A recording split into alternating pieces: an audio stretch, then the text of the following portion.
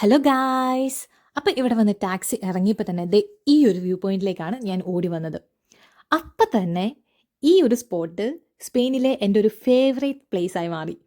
അപ്പം നമ്മളിപ്പോൾ ഉള്ളത് സാന്റാ ബാർബറ കാസിൽ ഓഫ് അലക്കാൻഡയിലാണ്. അപ്പം ഞാൻ കഴിഞ്ഞ വീഡിയോയിൽ പറഞ്ഞായിരുന്നു നമ്മൾ ഇന്നത്തെ ദിവസത്തിന് വേണ്ടിയിട്ട് ഒരു ടൂർ ഗൈഡിനെ എടുത്തേക്കുവാന്ന്.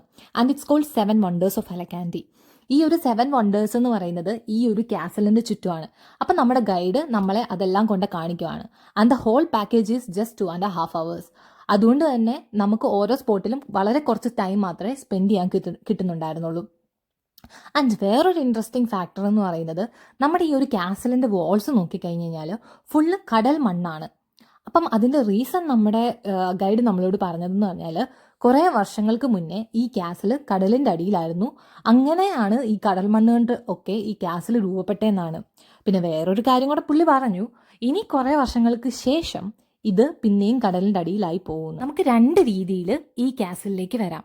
ഒന്ന്, ഞങ്ങൾ വന്ന പോലെ ടാക്സിയിൽ വരാം, അല്ലെങ്കിൽ ഈ അലക്കാൻഡി ബീച്ച് സൈഡിൽ ഈ കാസലിലേക്ക് വരാനായിട്ട് ഒരു ലിഫ്റ്റ് ഉണ്ട്. ആ എലവേറ്റർ യൂസ് ചെയ്തിട്ട് നമുക്ക് കാസിൽ വരാം. അങ്ങനെ വരുവാണെങ്കിൽ നമുക്ക് ഈ കാസലിൻ്റെ ഏറ്റവും ടോപ്പ് തൊട്ട് ഫുള്ള് എക്സ്പ്ലോർ ചെയ്യാൻ പറ്റും. അപ്പം ഞങ്ങൾ വെറും 2.5 hours കൊണ്ട് എല്ലാ മേജർ സ്പോട്ട് മാത്രമാണ് പോയി കണ്ടത്.